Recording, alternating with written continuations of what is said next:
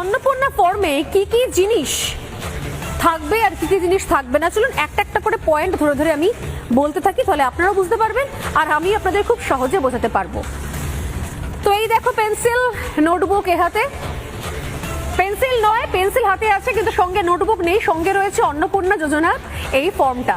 চলুন একটু করে দেখানো যাক কি বলা হচ্ছে ফর্মে আর আসলে গুজবের সঙ্গে তার কোনো মিল আছে কি নেই।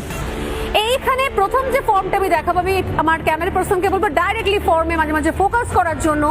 প্রথম পাতা আসছি, প্রথম পাতায় রয়েছে পারিবারিক পরিচয়, অর্থাৎ পরিবারের প্রধানের নাম কি পুরোটা লিখতে বলা হয়েছে।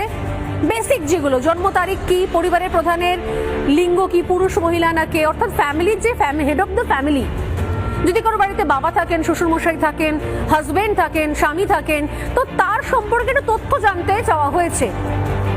এবং আর কি বলা হচ্ছে, যদি ডিজিটাল রেশন কার্ডে পারিবারিক আইডি থাকে, ডিজিটাল রেশন কার্ডের তথ্য বলা হচ্ছে।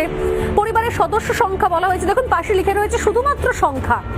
ঠিকানা, স্থায়ী ঠিকানা, তার সঙ্গে যোগাযোগ নাম্বার, নাম, জন্ম তারিখ, লিঙ্গ, পরিবারের প্রধানের সঙ্গে তার সম্পর্ক, অর্থাৎ তিনি আপনার স্বামী হন না আপনার বাবা হন না আপনার শ্বশুরমশাই হন, এইটুকু বেসিক তারিখ। এবং দেখুন কি বলেছিলাম প্রথম গুজব, যে এই ফর্মে নাকি যিনি অন্নপূর্ণা ভান্ডার যিনি নেবেন, যিনি আবেদন করছেন, তার নামটাই নাকি কোথাও নেই, তাই নাকি?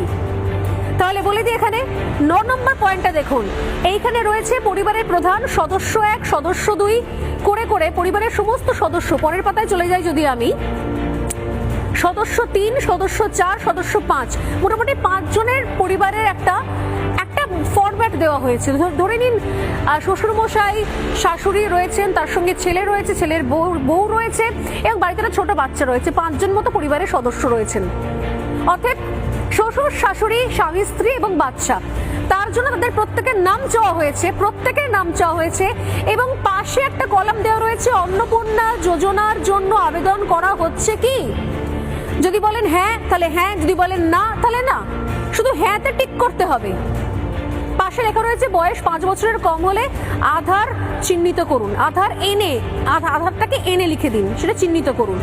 অতএব এখানে পরিবারের কোন সদস্য, ধরুন 5 জন পরিবারের সদস্য, তার মধ্যে কোন মহিলা তিনি অন্নপূর্ণা ভান্ডার চাইছেন, তার পাশে গিয়ে শুধু একটা হ্যাঁতে টিক করে দিলেই তো লেটা চুকে যায়।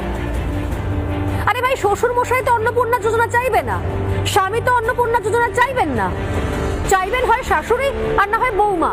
তো দুজনের নামের পাশে নামটা লিখে অন্নপূর্ণা, দেখুন সাইডে আরেকবার ফোকাস করতে বলবো, এই যে সদস্যের নাম, জন্ম তারিখ রয়েছে, পরিবারের সঙ্গে সম্পর্ক রয়েছে, আধারের নাম্বার চেয়েছে।